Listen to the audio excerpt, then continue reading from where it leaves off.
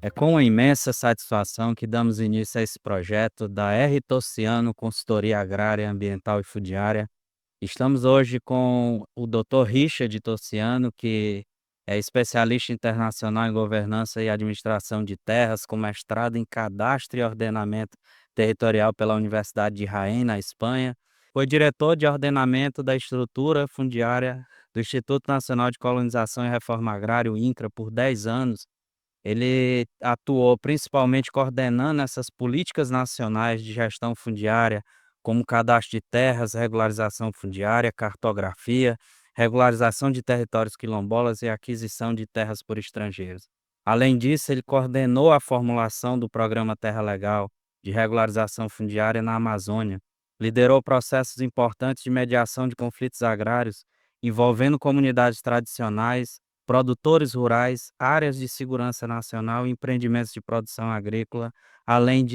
do segmento de energias renováveis. Ele é consultor da Organização das Nações Unidas para a Agricultura e Alimentação, a FAO, e do Banco Mundial, no tema de governança fundiária na América Latina e Caribe. Ele participou de diversas missões internacionais na América Latina, na África, na Europa e nos Estados Unidos. Além disso, o Richard Tociano é diretor executivo da R. Tociano e professor na pós-graduação na Universidade de Jaén, na Espanha.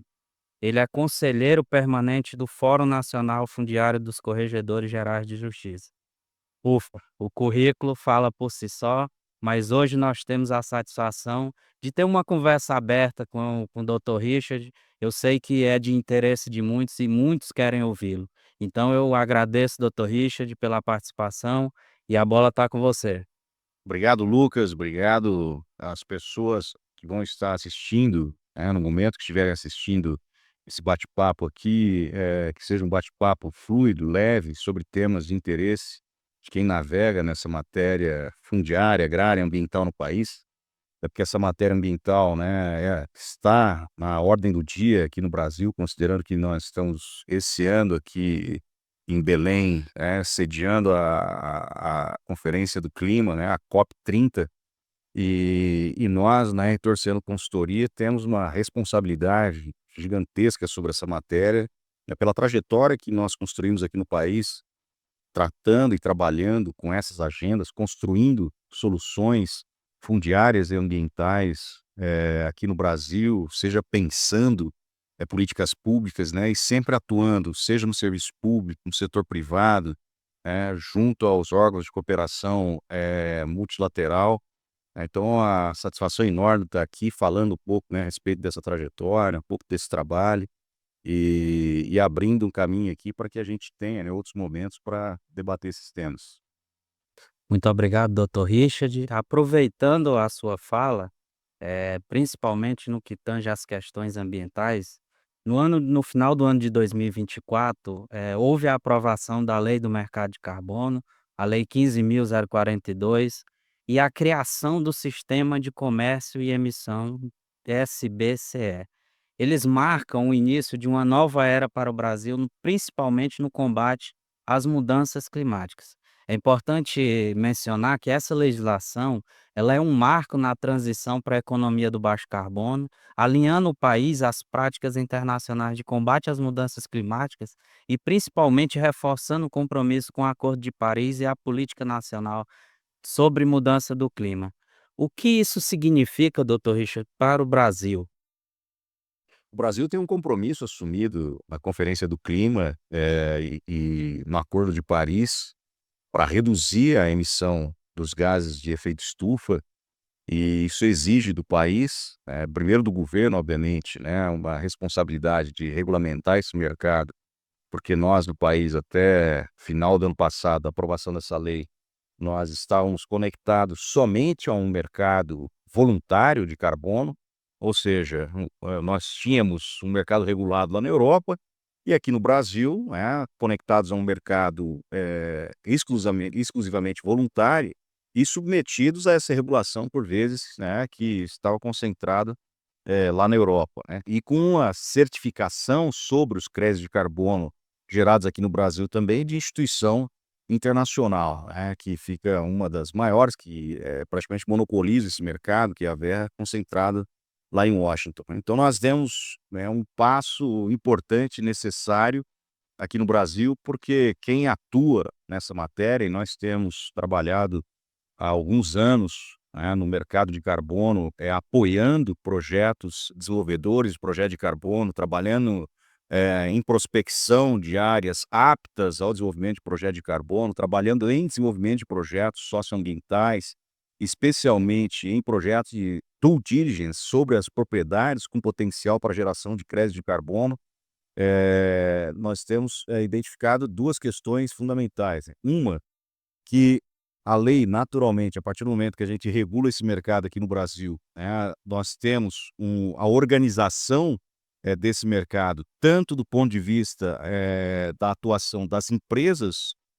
que estarão reguladas, ou seja, que respeitarão a partir dessa regulação, né, e terão metas e controles sobre a emissão de gases de efeito estufa aqui no Brasil, e outro que é exatamente, o mercado conectado à geração de crédito de carbono que, estará diretamente vinculado à compensação, né, daqueles, ou daquelas empresas, daqueles grupos, né, e da indústria que estará emitindo esses gases de efeito estufa. E a lei constrói um ecossistema no Brasil, inédito também, que é o ecossistema de regulação e de governança desse mercado, né, onde nós teremos aqui comitês, de governança vinculados, né, à estruturação de todo um regimento, que além da lei, naturalmente, é necessário um regulamento através de decreto, né, e outras normas necessárias. Nós temos resoluções do Conselho Monetário Nacional, essa lei no artigo 56, ela traz um elemento muito relevante também, né, que é o papel aí das seguradoras no Brasil, né, a responsabilidade delas com o combate ao câmbio climático, a partir do momento que tem a previsão ali de aporte de recursos importantes por parte das das seguradoras, eh, em projetos, né, e crédito de carbono. Então essa regulação, né, traz, né, um ganho para o país, traz um ganho para a proteção do meio ambiente, traz um ganho para quem está no mercado,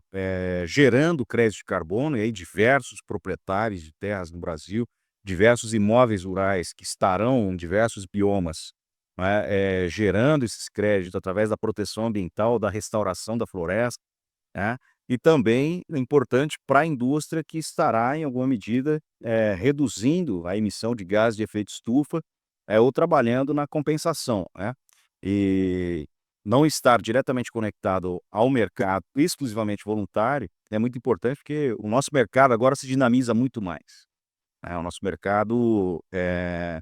ele considerando o potencial que o Brasil tem, potencial econômico inclusive, nós não poderíamos estar aqui, reduzidos a uma única metodologia, por exemplo, para, ou uma única certificadora, não é, para colocar os nossos créditos, de carbono no mercado,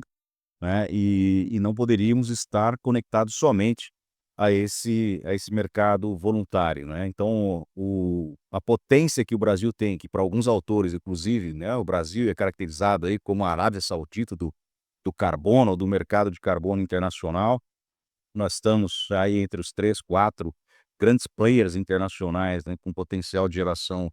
de crédito de carbono, né. O país carecia, e muito, de uma regulamentação, e é um marco histórico para o nosso país, é um marco histórico para as próximas gerações aqui no Brasil, um marco histórico para a proteção, do meio ambiente, para a economia verde, para a transição energética, né, para a política de transição energética. É um marco histórico para a indústria brasileira, né, e para as instituições que de fato têm compromisso e preocupação, com o combate ao câmbio climático e a redução da emissão de gás de efeito estufa. Então, doutor Richard, pelo que o senhor já mencionou, nós temos aí uma perspectiva de um impacto tanto na economia como no meio ambiente, né. Então como é que o senhor avalia, nesses 2 vieses aí, o econômico e o ambiental, a potencialidade do país diante desse novo marco regulamentatório? A potência é explorar a potência do nosso território brasileiro, potência do ponto de vista de recursos naturais, né, se considerar, né, os biomas valiosos que nós temos aqui no Brasil, né, e aqui concentrar principalmente na Amazônia, no Cerrado, na Mata Atlântica, né, e a lei ela traz, uma possibilidade importante, né, dentro dessa regulamentação que é a exploração, a geração de crédito de carbono a partir de pagamentos por serviços ambientais ou da proteção do meio ambiente, inclusive em áreas públicas, né, ou seja, a partir, né, de,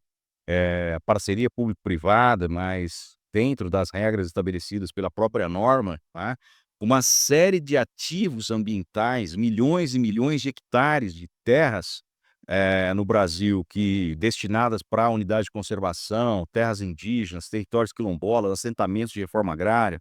não é, se considerarmos que somente em assentamentos de reforma agrária nós temos quase 90 milhões de hectares no Brasil, distribuídos nos diversos biomas, não é, nós temos aí um potencial gigantesco, especialmente nas áreas mais preservadas, nos biomas mais relevantes, para o mercado de carbono, um potencial gigantesco de fomentar e fortalecer essa parceria público-privada para que esses ativos, de fato, se convertam em ativos ambientais e econômicos, apoiando especialmente essas comunidades que estão sobre essas áreas, não é? Sejam comunidades indígenas, quilombolas, comunidades tradicionais ou assentados da reforma agrária, né? O governo até então e o Estado têm passivo que é a necessidade de acompanhar, fazer a gestão, monitorar, né, e combater o desmatamento ilegal e as queimadas sobre extensas áreas, especialmente nesses biomas mais sensíveis, como a Amazônia, né, o Cerrado e a Mata Atlântica. E a partir dessa lei, então, o país está, com a possibilidade, né, de transformar esse ativo numa grande potência de fato, aquilo que seria um passivo do Estado, estabeleceu uma parceria público-privada para que, através dessa parceria, o mercado, a iniciativa privada possa e deva assumir a responsabilidade de gestão dessas áreas, óbvio que dentro daquilo que a lei determina, que é ouvindo, escutando, dialogando, conversando com as comunidades, com as suas lideranças, não é? Gerando, né, os créditos de carbono ali, beneficiando principalmente essas comunidades, né, que às vezes estão ali, o Estado brasileiro não tem capacidade orçamentária o suficiente para garantir recursos a boa parte dessas comunidades, né, tem esse ativo, que é um ativo que por vezes não está, né, gerando, né, resultado e receita para apoiar o desenvolvimento, dessas comunidades ou atividades importantes e relevantes das próprias comunidades. O Estado não tem capacidade e tamanho o suficiente para monitorar essas áreas gigantescas, não é, e combater efetivamente se houver alguma invasão, com desmatamento ilegal ou com, incêndios, não é. Então essa parceria, ela estabelece essas obrigações, né, para a instituição aí privada, monitorar e acompanhar esse processo. Dr. Richard, baseado nessa informação, que traz um esclarecimento aí sobre tanto a economia quanto o meio ambiente, fica claro que há uma preocupação com a questão do fundiário, né. Então, quais seriam, assim, as suas considerações sobre, principalmente, esse pilar que está envolvido diretamente nos projetos que serão desenvolvidos, e como isso deve ser tratado nos próximos diálogos aí, à medida que durante 2025 essa pauta vai ser muito debatida nas esferas aí do poder público? Esse é um elemento fundamental, Lucas, a ser observado nesse mercado de carbono, porque a regulamentação por si, a aprovação da lei, ela ajuda, é fundamental, importante, mas não resolve todos os problemas, né. Nós estamos falando de um ativo, e esse ativo ele está conectado, o ativo, ambiental principalmente aí, e os créditos de carbono, eles estão conectados diretamente, né, ao ativo terra, né, e ao recurso fundiário aqui no Brasil. E aí reside um grande problema, né, nós temos uma precariedade ainda, né, no sistema de administração de terras no Brasil, né, e o sistema de administração de terras envolve, né, todo um ecossistema do governo para fazer a gestão adequada do seu território, né, e aí tem cadastro de terras, do INCRA, cadastro de terras que é o tributário e fiscal da Receita Federal, cadastro ambiental rural, nós temos registros de imóveis, né, e ainda vivemos, né, num ambiente, de falta de integração de dados, dessas bases de dados, uma falta de segurança sobre parte das informações, constantes nessas bases de dados, e uma ausência de integração dos dados de cadastro do governo com os registros, né, que estão constantes dos cartórios de imóveis. E isso cria um ambiente vulnerável relacionado à terra no Brasil, né. Nós temos diversos precedentes, inclusive no escritório que a gente atua, né, semanalmente, não é, de clientes surpreendidos, né, em imóveis que foram, negociados, né, com base em elementos, que são fundamentais na comercialização, né, de um imóvel, né. O cliente fez um investimento a partir, né, de um documento, do imóvel, de matrícula, certidões, de alguns cadastros e depois de um tempo, né, se identifica que, aquele documento teve, né, algum vício, tem algum problema e que, coloca esse cidadão que adquiriu a terra, numa situação de muito risco, né. Ou seja, tem alguns que inclusive perdem seu direito, ou aquilo que ele havia, caracterizado ou, eu havia achado que era um direito, que ele tinha, né, comprado de fato uma propriedade, né, e depois de algum tempo, né, ou por algum tipo de conflito ou coisa que o valha, ou alguma ação judicial, enfim, se identifica que a área dele e a sua matrícula, né, a sua certidão, a cadeia dominial dessa propriedade tinha algum vício, né, algum rompimento e ele perde, né, efetivamente esse direito, né. Além disso, a vulnerabilidade, especialmente na região da Amazônia, né, com a estrutura fundiária, pelo fato de nós termos uma estrutura ainda, complexa, composta por diversos tipos de, ocupação e com diversos tipos fundiários, né. Nós temos terras públicas federais, terras públicas estaduais, terras devolutas federais, devolutas estaduais, terras públicas destinadas para unidade de conservação, terra indígena, território quilombola, assentamentos de reforma agrária, milhões de hectares, de imóveis privados com essa precariedade, né, de falta de integração dos dados de cadastro desses imóveis privados, com o registro entre os próprios cadastros, né, e uma prática de grilagem de terras em algumas regiões onde essa dinâmica do mercado de terras tem aumentado, né, porque obviamente a necessidade de buscar recursos fundiários em terras para desenvolver, esses projetos, que, beneficiarão principalmente, né, a política aí de geração de crédito de carbono, de combate ao câmbio climático, de redução da emissão de gás de efeito estufa, né, com essa perspectiva de comprar essas áreas, nós temos algumas regiões em que oportunistas, né, foram à frente, pra, fraudar documentos e grilar terras para colocar nesse mercado também. Então nesse momento nós estamos com um alerta, né, aceso,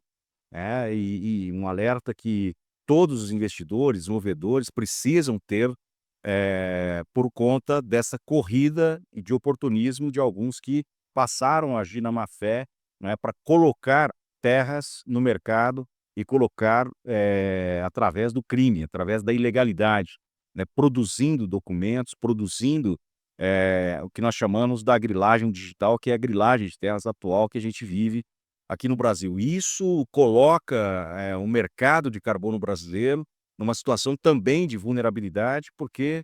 no mercado internacional, que é o mercado que nós temos que alcançar, não só no consumo interno, né, e compensação, da emissão, né, dos gases de efeito estufa daquelas empresas que estão emitindo mais do que as metas estabelecidas e devem compensar, não só as empresas que devem compensar, empresas brasileiras, compensar dentro do mercado interno, mas,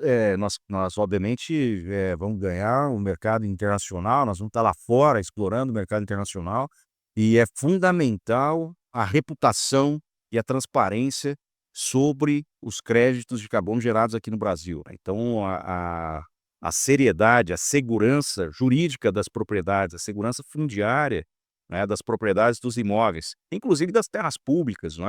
é, precisa estar aí no radar como prioridade, né, das instituições, do governo, quem trabalha com esse tema, né. Nós trabalhamos com essa temática há mais de 20 anos no Brasil, né. Nós trabalhamos na estruturação, de normas, leis e, de políticas públicas que estão vigindo até hoje, né, pra avançar com o processo de regularização fundiária, de governança de terras. Avançamos muito no país, né, mas ainda temos, né, passivos que precisam ser enfrentados, né. Especialmente necessitamos de uma atuação mais enérgica das instituições de combate a esse tipo de crime aqui no Brasil, né, porque se esse crime continuar prevalecendo, né, gerando inclusive benefícios econômicos para o criminoso, né, e nenhuma consequência direta ao criminoso que está grilando terras no Brasil, né, nós vamos cada vez mais colocar esse mercado em xeque, né, e colocar cada vez mais a reputação dos ativos econômicos provenientes deste mercado, dessas áreas, dessas propriedades, desses biomas, especialmente o mercado de carbono, nós vamos colocar numa condição muito vulnerável, não é, e com uma dificuldade, né, de sustentar a reputação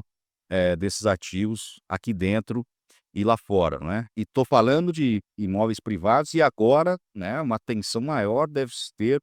com as terras públicas que serão, né, incluídas aí dentro também desse mercado, eh, porque obviamente, o processo de construção dessa parceria, né, que estará regulamentado, dentro dos comitês que serão constituídos, né, de governança para estruturar esse mercado de carbono,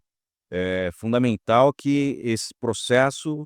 de exploração, né, geração de crédito de carbono, ele tenha um compliance muito forte também ali, né, sobre desde o desenvolvimento desses projetos, que de fato zele, conforme está previsto lá no artigo 47, né, da lei que trata do mercado de carbono aprovada no final do ano passado, que haja um processo de escuta das comunidades, né, que estão vinculadas a essas áreas, né, lá tem a previsão, especialmente comunidades indígenas e quilombolas, né, de observar a Convenção 69 da Organização Internacional do Trabalho, né, aqui no Brasil, os indígenas e os quilombolas são sujeitos de direitos, desta convenção, da Organização Internacional do Trabalho, e a lei aprovada no final do ano passado traz, em um dos seus artigos, não é, a necessidade de aplicar esse protocolo de consulta a essas comunidades em caso de desenvolvimento de projetos de carbono que esteja vinculados a essas áreas, que em geral são terras públicas, né, e então o comitê de governança e esses processos, né, que vão envolver essas áreas, precisam levar muito isso em consideração também para que essas áreas e esses créditos gerados a partir dessas áreas não sofram, né, algum ataque ali por problemas relacionados à sua reputação. A Eritociano, como foi mencionado, pela vasta experiência e pela notoriedade dos serviços prestados, ela diariamente está se deparando com essas demandas. Eu creio, doutor Richard, que não é de hoje, mas já de um bom tempo, que empresas, produtores, fundos de investimentos, eles busquem a consultoria da Eritociano para tratar de questões como essas objeto desse podcast. Mas os desafios foram postos, nós temos aí vários que foram elencados, mas pensando agora no lado da empresa, pensando no lado do produtor, pensando no lado do fundo de investimentos, quais as oportunidades que o senhor enxerga dentro desse mercado? Nós, aqui atuamos em várias frentes, né, com o mercado privado e também com as instituições públicas relacionados a essa matéria fundiária, agrária e agora, né, muito vinculada a esse mercado ao mercado de carbono no Brasil. Eh, e nós tratamos aqui desde o passo de procura, prospecção e identificação de áreas, que sejam aptas ao desenvolvimento desses projetos. Esse já é um grande desafio, né, especialmente para fundos de investimento, e outros investidores que estão procurando, né, apoiar projetos de crédito de carbono, porque nós temos diversas áreas, diversos imóveis, né, nos diversos biomas brasileiros, só que, pela nossa prática, tá, a prática do conjunto de profissionais aqui do escritório, que envolve engenheiros agrimensores, engenheiros cartógrafos, engenheiros florestais, agrônomos, sociólogos, antropólogos, advogados, né, nós temos, aqui a prática de aplicar, aquilo e as metodologias que nós construímos, inclusive, lá atrás, né, na formulação das leis que estão vigindo. Nós apoiamos e trabalhamos na construção das leis e das normas, e das normas internas em algum momento, né, de alguns órgãos de governo, e essa metodologia a gente aplica aqui também. Então aqui o que nós vamos estar desenvolvendo aqui provavelmente, né, seja aplicado também por diversas instituições, como o INCRA, como o FUNAI, como o ICMBio, como Secretaria de Patrimônio da União, enfim, né, e isso é muito importante, porque nós conhecemos, né, o caminho, e a metodologia necessária, por exemplo, para fazer análise de, cadeia dominial de propriedades, análise socioeconômica da situação das propriedades, análise sobre uso e ocupação, análise territorial sobre o potencial produtivo daquelas áreas, né. Então, esse é um papel importante na identificação e prospecção de ativos, né, terras, aptas ao desenvolvimento, mas também trabalhamos aqui para resolver problemas que infelizmente, né, proprietários ou empresas desenvolvedoras estão, implicadas, por conta de, questões de caráter fundiário ou ambiental, né, propriedades que em alguma medida foram, surpreendidas, né, por, questionamento de ordem dominial, que a gente chama de dominial, questionar a matrícula, questionar o documento, questionar então, né, nós temos aqui trabalhado muito na investigação, né, uma investigação mesmo sobre todo esse histórico, né, de registro de imóveis, da situação fundiária do imóvel, e aí enxergar todo o contexto territorial, onde é que esse imóvel está, qual foi a origem, qual é a história desse imóvel, né, de fato, geoespacialmente ele está localizado ali, reconstituir, né, matrículas e perímetros de propriedades a partir de documentos antigos, né, geocodificando esse perímetro, caracterizando o perímetro desse imóvel hoje, né, sobre uma imagem de satélite, para determinar que aquele imóvel de fato, com base naquele documento antigo, ele existe ali naquela localização, né, e além de toda a investigação sobre a documentação, dessa propriedade. Então esses são os trabalhos que a gente tem feito aqui, e no dia a dia, no cotidiano nosso, enxergando diversas oportunidades, né. Hoje nós temos oportunidade para o setor privado, para a instituição e administração pública, não é, para o setor privado, de proprietários que querem, e sob nosso ponto de vista, né, devem, especialmente nos biomas mais sensíveis, proteger, né, a sua propriedade, proteger, especialmente do ponto de vista ambiental para o mercado de carbono, né, especialmente na Amazônia ou, né, ou no Cerrado. Então uma grande oportunidade hoje que você tem uma prática de pagamentos por serviços ambientais, né. Até pouco tempo atrás, a grande discussão era o proprietário que se está protegendo, está do lado de um proprietário que está, plantando soja, né, e obviamente que os 2 estão fazendo contas, não é. Qual é a receita de cada uma dessas 2 propriedades e qual é o caminho que cada um vai percorrer, né. E por vezes esse que estava protegendo toma a decisão de abrir a sua área também para plantar soja, porque obviamente a conta que ele fazia é que a receita do vizinho é muito maior do que a dele. Então hoje é possível buscar esse equilíbrio, não estou falando necessariamente com a commodity que é soja, mas, com a pecuária e outras culturas, né, e a tendência é elevar, né, o valor cada vez mais desse do crédito de carbono, enfim, das receitas provenientes, desta atividade, né. Então tem oportunidades para diversos setores, né, para os profissionais da agrimensura, os profissionais das engenharias, né, engenharia ambiental, engenharia florestal, engenharia agronômica, escritório de consultoria, para as empresas que estão, né, vinculadas ao cumprimento dessas metas, né, certamente terão departamentos ali, né, voltados para essa matéria, e essas empresas terão oportunidade também de aquelas que não, ultrapassarem suas metas, né, que reduzirem, sobremaneira a sua emissão, né, de ter aqui também um crédito, conectado a essa empresa. Então tem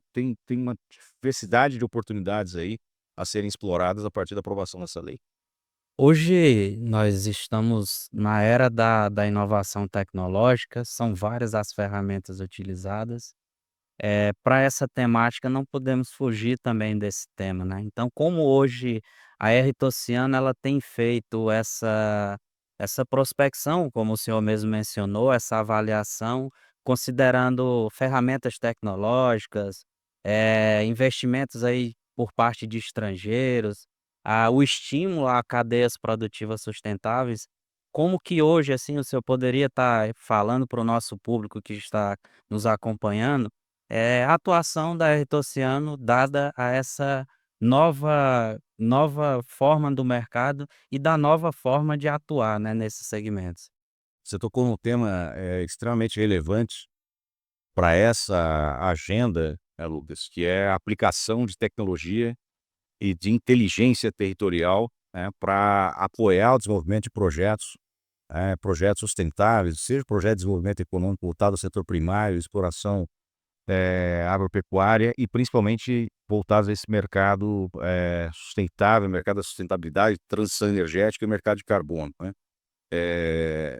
o mercado também precisa conhecer o seu território, né, é uma obrigação do Estado brasileiro conhecer o seu território, né, fazer gestão sobre o seu território, ter capacidades para fazer a gestão desse território, ter instrumentos e políticas públicas adequadas para fazer a gestão desse território, né. Conhecer efetivamente o uso e ocupação da terra no país, quem está ocupando, como está ocupando, né, acompanhar e monitorar o processo de uso e ocupação da terra, especialmente nas regiões mais sensíveis, e regularizar a terra onde nós temos, né, diversas, populações, famílias ocupando a terra, sem um documento, né. E isso é possível a partir de tecnologias, tá. E nesse aspecto nós também saímos na frente por conta, claro, né, da expertise que nós construímos. Eu tive a oportunidade e o privilégio, de estar durante 10 anos praticamente diretor nacional do INCRA, e lá nós construímos grandes plataformas tecnológicas, de gestão e inteligência territorial. Uma delas é o CIGEF, que eu tive a satisfação de coordenar, enquanto diretor da área fundiária no INCRA, todo o seu processo de implementação, desenvolvimento, né, e implantação aqui no Brasil. Ao mesmo tempo, iniciou-se, né, a construção do cadastro ambiental rural, né, e nós, a partir, né, de equipes e grupos de trabalho interministeriais, como o Ministério do Meio Ambiente, IPAMA, Serviço Florestal Brasileiro, também trabalhamos, né, na definição de conceitos, né, e tecnologia para construir a base de dados do cadastro ambiental rural, né. Nós melhoramos, também tive a satisfação de trabalhar no desenvolvimento da melhoria tecnológica do Sistema Nacional de Cadastro de Imóveis Rurais, o SNCE, né, que foi um grande feito no ano de 2009, né, retirar esse cadastro da era do papel e transformamos ele num sistema web em 2009. Pra você ter uma ideia do absurdo, até 2009 o certificado de cadastro de imóvel rural, o INCRA mandava pelos correios, em papel, né, para diversas propriedades que sequer o endereço estava correto. Então se gastava milhões de reais por ano para enviar um documento em físico, em papel, né, para endereços que às vezes eram desconhecidos, né. Então eu decidi na época, em 2009, transformar esse sistema num sistema web, e criamos então o SNCR Web, para gerar o certificado de cadastro de imóvel rural também pela internet, tá. E em 2015 demos o grande passo de integrar as 2 grandes bases de dados, de terras no Brasil, que foi o Sistema Nacional de Cadastro de Imóveis Rurais e o Cadastro Tributário da Receita Federal, o CAFIR, não é. Eh, e isso foi um grande feito também, porque permitiu a gente avançar com aquilo que estava previsto lá na lei 2001, que é a lei 10.067 que criou, né, a figura do cadastro, do CNIR, Cadastro Nacional de Imóveis Rurais. Então essa experiência, ali em 2013, também tomei a decisão, né, e temos que colocar muito mérito nas equipes, né, eu tinha uma equipe excelente, né, e agradeço muito sempre, né, ter trabalhado com equipe dedicada, uma equipe de alto nível, uma equipe excelente no INCRA, na diretoria na época, né, e que desenvolvemos, né, o CIGEF, que é o sistema que automatizou toda a certificação de referenciamento, de propriedades rurais, no país, né. E também criamos o programa nacional, o Programa de Regulação Fundiária da Amazônia, o programa Terra Legal, com toda essa equipe. Essa expertise, desenvolvimento tecnológico, no governo, quanto viemos para o setor privado, no escritório de consultoria, há 1 ano e meio, 2 anos, também decidi, criar uma startup Terra Analytics e, claro, compor uma equipe também de excelência de alto nível, com muita experiência no desenvolvimento dessas tecnologias nacionais, para desenvolver uma plataforma também, né, integramos todas as bases de dados oficiais, eh, de terras, sobre uso e ocupação da terra, todas as bases de dados, fundiárias, ambientais,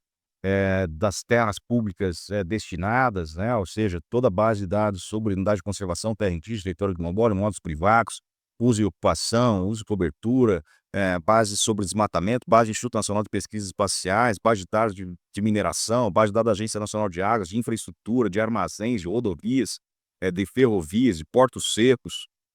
Então nós temos hoje todas as propriedades rurais no Brasil, integradas, devidamente processadas e um DNA, um raio-x, de cada uma dessas propriedades e constantemente atualizadas, né. Fizemos ali, processamos toda a análise, por exemplo, de impacto da resolução do Conselho Monetário Nacional, né, que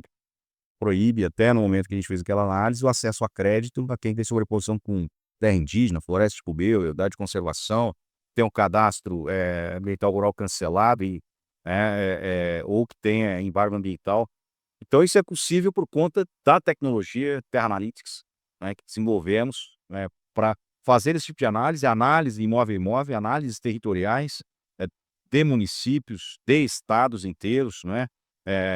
aplicar uma análise em buffer de interesse, né, de, empresas de energias renováveis que vão, instalar a sua empresa e precisa enxergar o território no entorno dela, em 10 quilômetros, 20 quilômetros, como é que é o mosaico de ocupação territorial nessa região. Desenvolvemos tecnologias para olhar, esta esse buffer, né, essa área de interesse. Colocamos na plataforma toda a base de dados do Banco Central sobre pessoas que receberam crédito, né, eh, no ano anterior. Então, isso é possível, então, com essa ferramenta, enxergar o território de forma mais qualificada, né, e permitir que a gente tenha uma atuação para o mercado privado, afastando os nossos clientes de riscos, né, riscos ambientais, riscos fundiários, riscos socioambientais, riscos de caráter registral também, não é? E apoiando o setor público com inteligência territorial para fomentar políticas públicas mais adequadas. Sem dúvida, estamos aí diante de um raio-x,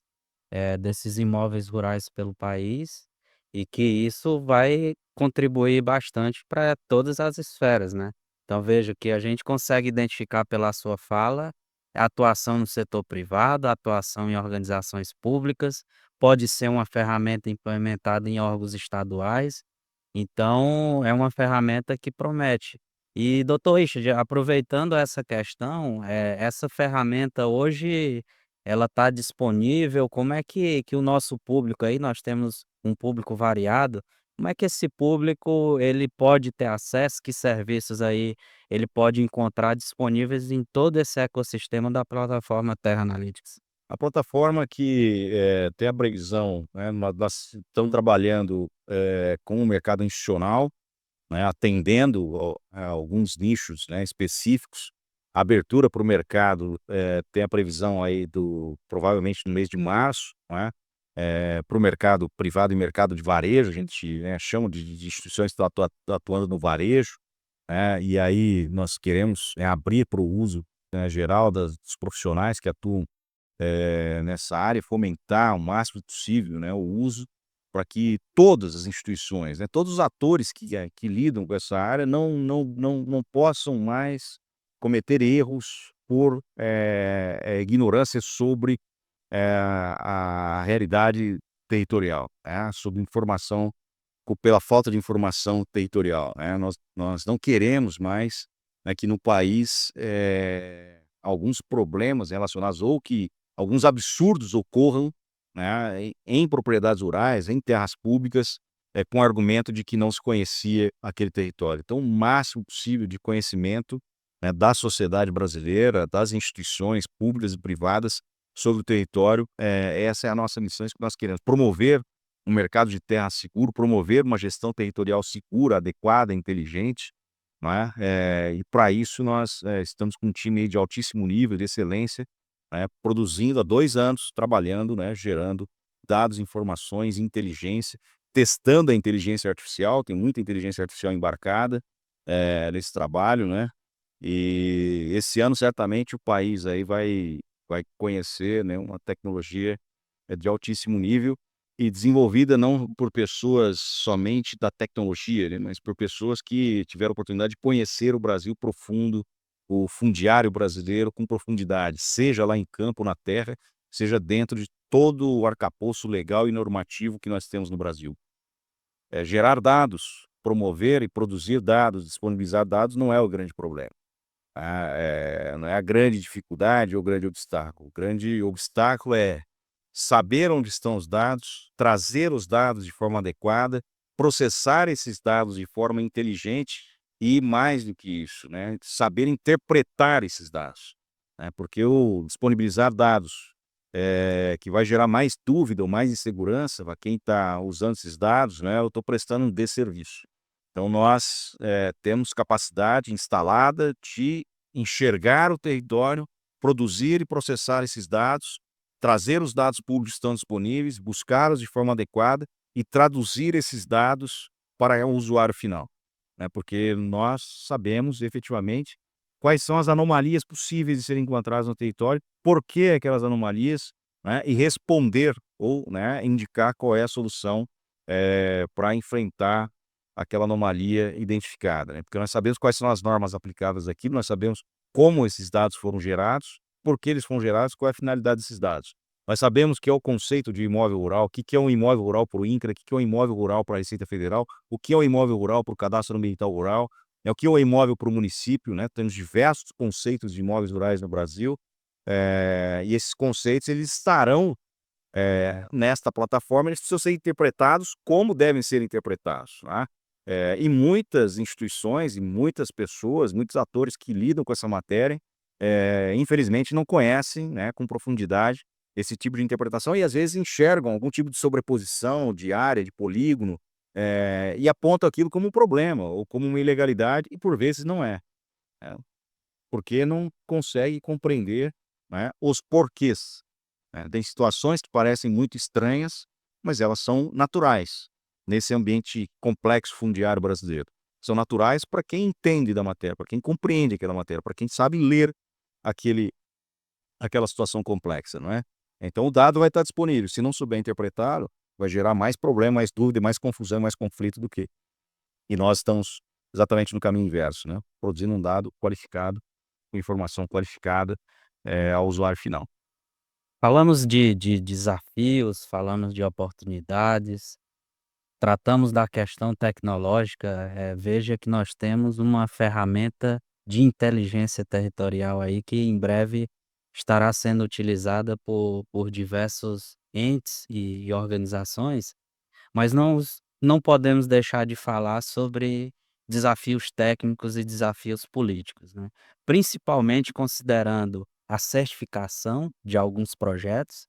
falando sobre o alinhamento político regulatório, que é, sem dúvida, é um motivo também de muita discussão e principalmente ao longo do ano de 2025, e principalmente da legalidade de projetos a serem implementados, considerando essas particularidades que já foram levantadas, como, por exemplo, projetos na Amazônia. Então, nós queremos ouvir um pouco da sua opinião sobre esses desafios técnicos e políticos a respeito dessa temática. O primeiro desafio político, penso eu, que foi superado com a aprovação da lei, né, essa lei ficou muito tempo sendo discutida no Congresso, com a atuação, do Poder Executivo para que ela fosse aprovada, e conseguiu-se a aprovação, da lei. Então nós temos que tornar agora esse processo fluido, não é? Não permitir que haja retrocesso, que a gente caminhe para frente a partir da aprovação da lei, não é? Porque toda lei, considerando a inovação que ela traz para o país e para o próprio mercado e para o governo, daqui a um pouco ela começa a sofrer alguns revés, tem um ator ou outro que queira, né, discutir, seja aplicação, seja constitucionalidade. Então, primeiro, nós termos a consciência no Brasil, entre as instituições e as autoridades, né, e quem está lidando com esse mercado, que essa lei ela não surge do dia para a noite, ela é fruto, né, resultado de um amplo debate, uma ampla discussão, foi demasiadamente, né, explorada,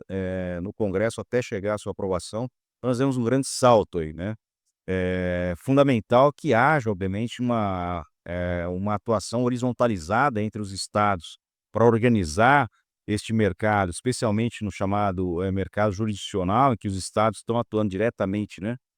sobre as suas terras para a geração de crédito de carbono. Então, é importante que tenha algum nível de uniformização aí, né, nesse processo, que seja, preservado os direitos, efetivamente, quem tem direitos sobre esse ativo, o ativo ambiental é o crédito de carbono, né, que o Estado enxergue e observe isso, né, especialmente nesses projetos que estão, sobre terras públicas ou áreas destinadas para comunidades, né, indígenas, quilombolas, comunidades tradicionais e também, né, obviamente, os projetos jurisdicionais desenvolvidos sobre áreas privadas, né, que o proprietário seja, obviamente, um beneficiado direto, desta política, né. Então, mas esse passo ele vai ser dado à medida em que a lei vai sendo regulamentada, com a criação desses ambientes de governança, né, penso eu que um decreto robusto, importante, né, necessário que também aí seja estruturado para fechar e amarrar algumas pontas, né, que vão ficando soltas aí na estrutura de uma lei. A lei ela estrutura e organiza, né, a política, mas ela não amarra todas as pontas e os detalhes necessários para a execução dessa política pública. Então um decreto, né, que seja um decreto bem estruturado, bem organizado, né, precisa estar na esteira aí de organização desse mercado, né, isso do ponto de vista político. Do ponto de vista técnico, são os problemas que nós colocamos há pouco, né, ou seja, o mercado ele se dinamizou muito rápido no país e levou a uma corrida por compra de terras nas regiões ou para a estruturação de parcerias, né, para o desenvolvimento de crédito de carbono, de projetos de carbono, em diversas regiões e em regiões com uma situação, vulnerável do ponto de vista fundiário ainda, não é. Então nós precisamos enfrentar esse problema, né, precisamos, eh, o poder judiciário tem sido um aliado muito importante, né, nessa esteira, porque, trouxe, né, para o judiciário essa agenda como uma agenda prioritária também, né. Eu tive a satisfação, lá atrás, em 2018, de elaborar e propor a criação do Fórum Fundiário de Corregedores Gerais de Justiça, né, essa proposta foi acolhida, e nós, partimos para essa proposta a partir da experiência que estava sendo aplicada por nós lá no estado do Piauí, sob liderança, do Poder Judiciário, do Tribunal de Justiça, da Corregedoria Geral de Justiça, do desembargador Ricardo Gentil, depois do desembargador Ilo de Almeida, que agora assume, né, a presidência do Fórum Nacional Fundiário dos Corregedores Gerais de Justiça. Então ali nós plantamos uma semente, né, de atuação direta do judiciário nesta agenda que é prioritária, estratégica no país, eh, e hoje, né, essa é uma agenda nacional e o Conselho Nacional de Justiça trouxe essa agenda como uma agenda prioritária para o Conselho Nacional de Justiça também, não é. Não à toa que estava em consulta, né, até pouco tempo, a resolução do conselho, o provimento nacional lá criando o inventário estatístico, imobiliário registral eletrônico, né. Para que, a partir dessa metodologia, dessa ferramenta, o Conselho Nacional de Justiça, junto com as Corregedorias Gerais de Justiça, possam avançar na qualificação, dos cartórios de registro de imóveis, na qualificação dos registros, né, pertencentes aos registros de imóveis no Brasil, afastando dali, né, as matrículas mais vulneráveis, os registros que tenham alguma precariedade, e isso tem uma relevância tão grande que nós vimos que recentemente o Conselho Nacional de Justiça estabeleceu um acordo de cooperação com o Ministério do Meio Ambiente para apoiar nesse processo, né, e nós também temos aí a satisfação de estar, apoiando e trabalhando na efetivação, deste acordo de cooperação aqui junto, né, com o Ministério do Meio Ambiente, da Diretoria de Ordenamento Territorial e Ambiental, né.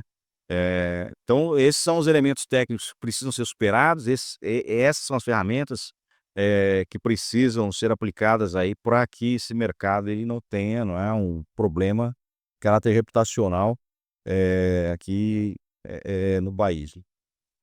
É, pelo que foi mencionado, o Dr. Richard explorou diversos temas. 2025 promete ser um ano crucial para a implementação do mercado de carbono e considerando também a realização da COP, que vai ser,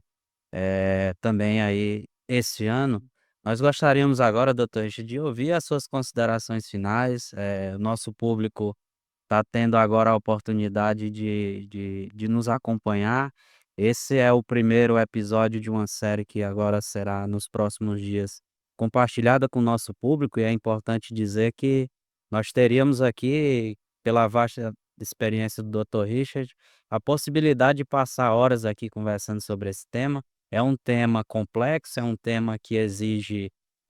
um tempo maior, mas nós gostaríamos de saber qual é a sua